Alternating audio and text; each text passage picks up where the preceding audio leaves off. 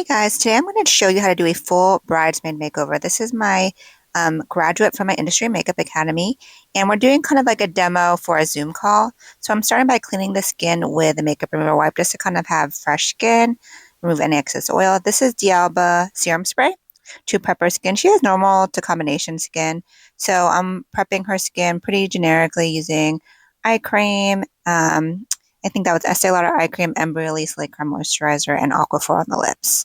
One more spritz of this D'Alba Serum Spray. Testing it out. It's new to me. So far, so good. Using Juvia's Place Eye Base on the eyes. Doing a pretty neutral, like safe eye look. I'm doing like a matte warm brown in the crease. And then I'm putting a matte nude on the lid. This is going to kind of base her eye. And then on top of that, we're doing like a champagne shimmer. So again, safe, neutral colors. You just probably need to amp them up, warm them up, or cool them down according to the skin tone you're working with, but this is a good color palette that works with most people. Then I'm going to use a chocolate brown and start to smoke out the lower lash line. This is a safe way to do liner for every eye type. And then I'm going to bring that into the outer corner just to kind of smoke out the eye a little bit and add a little bit of dimension. It helps to do this with a fluffy but kind of pointed crease brush like this one because you get the precision as well as the softness. So we have most of the eye done. We're just going to add a inner corner tear duct highlight using a light shimmer just to kind of give some contrast to the eye, a little bit more interest. And then I'm going to move to her brows, going to brush them up, and I'm going to use a Senna brow powder palette because she likes a natural brow. So as I was doing this, I was kind of asking her preferences like I would do any client. And I'm just going to fill in using kind of a mix of like a warmer auburn and an ash brown, kind of match her hair. And then I'm using my very tiny angle brush to fill it in. And as you can see, it's just kind of like creating more of a fuller shape, but it's not giving any harsh lines or anything like that. And I'm going to follow this up with a brow pencil on the areas that are sparser because yes, a brow powder does fill in, but it doesn't give you the realistic hair-like strokes.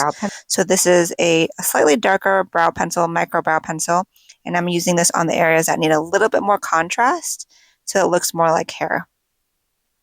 Then I take a highlighting concealer shade. I use some shades from Hourglass, using the other side of this angle brush to clean up the brow as well as act as the brow bone highlight. So I apply just a teeny bit. You only need a little, guys. I think a lot of people abuse concealer here. And then I use a larger concealer brush to blend it down so that way it kind of blends into the transition of the crease. And that way there's no like hard line. And doing the same on the other side. Blend it all together. And once that's blended, it kind of gives an eye a nice clean look and a lift. And then I set that with a nude matte shadow because I don't want anything wet on her brow bone.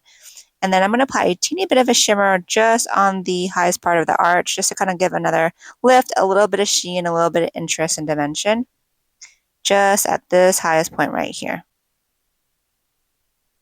Now we're going to move on to liner. She likes a soft liner, so I'm taking a little bit of setting spray on this angle brush, dipped it into that same chocolate eyeshadow, and I'm getting it really close to the lash line by lifting her lid up.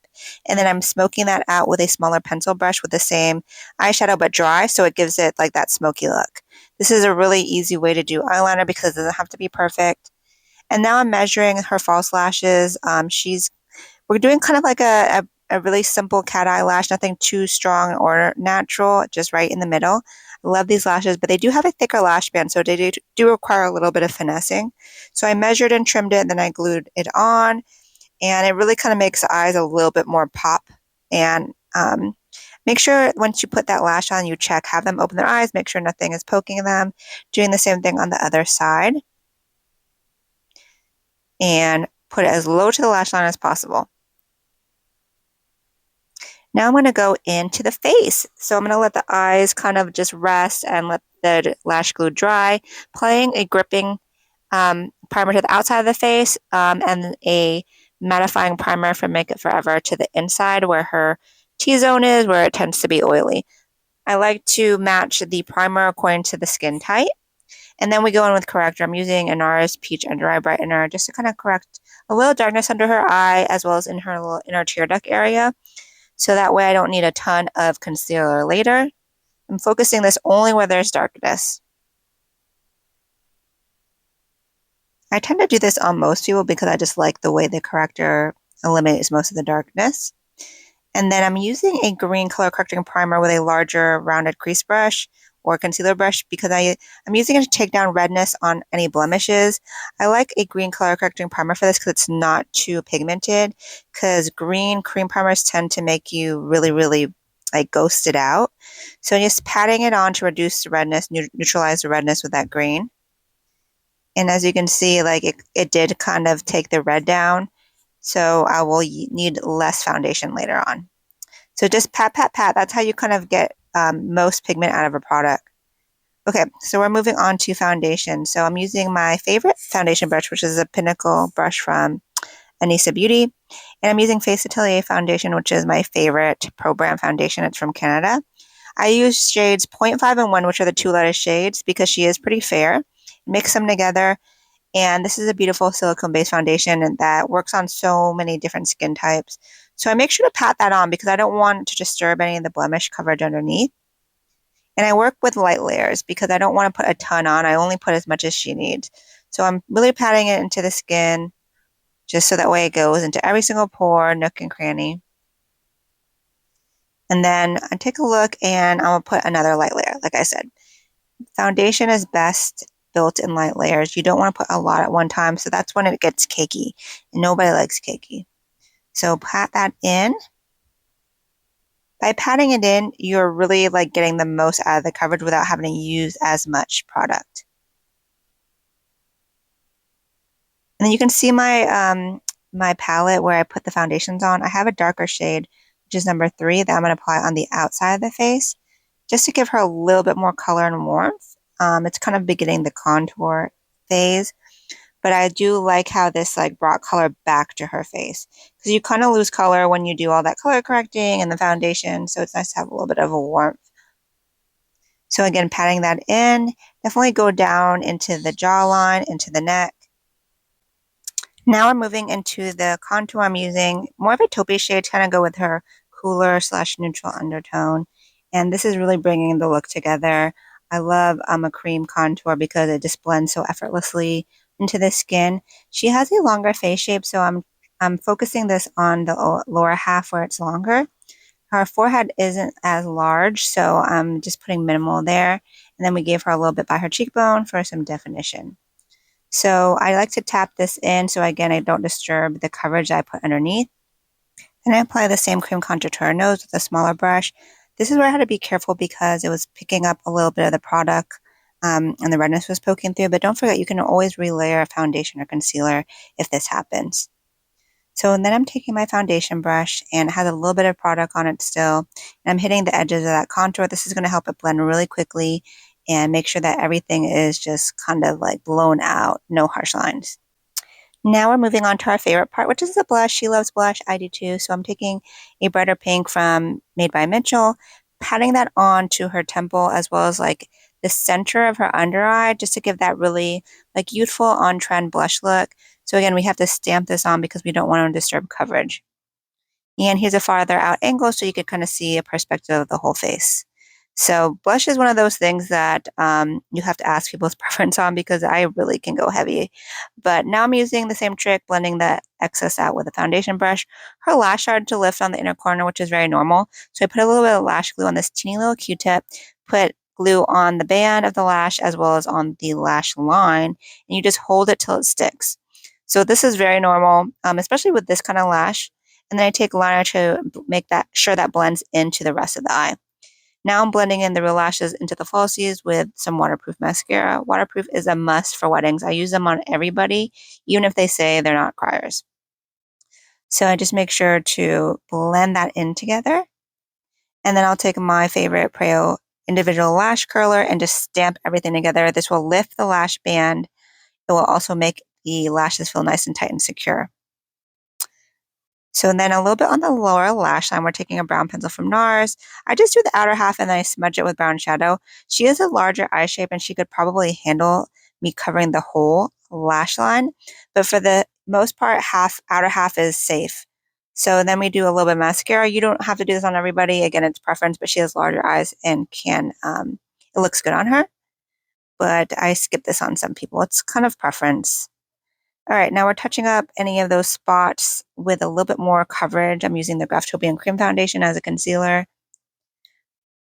And I do this at the end right before I use powder. So then I'm using a translucent powder to set her center of her face. Make sure to blend in any creases under the under eye first before you set them in with powder. And then I'm going in again, pressing powder in, focusing this on the under eye where concealer tends to crease, as well as the T-zone where people tend to be oilier. And this is also good for photography, having the center of the face more matte.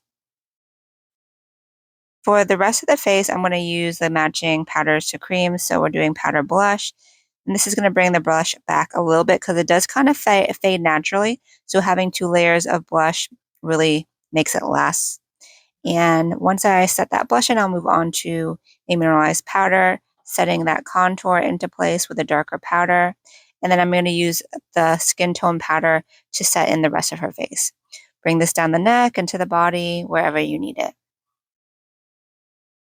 Now I'm using a little bit of extra powder in a smaller eyeshadow blender just to set in her blemishes. Melting everything in with Charlotte Tilbury Airbrush setting spray, removing excess lip moisturizer, and then I'm lining with Maybelline lifter liners. I love these. Using a darker pink because I thought this would be really flattering and very bridesmaid appropriate, because sometimes if you go too nude on the lips, it just washes them out. So this is a good place to also bring color in. This is a deeper reddy pink shade, and then on the center I go for Wherever Walnut, which is one of my faves from Makeup Forever. I love to base the whole lip in lip liner because it makes it last longer because of the drier texture. Then I'll go in with Lim Lipstick. That's an according shade. And then I put a little bit of lip gloss right in the center to blend everything and hydrate. I use Sweet Mouth from Fenty.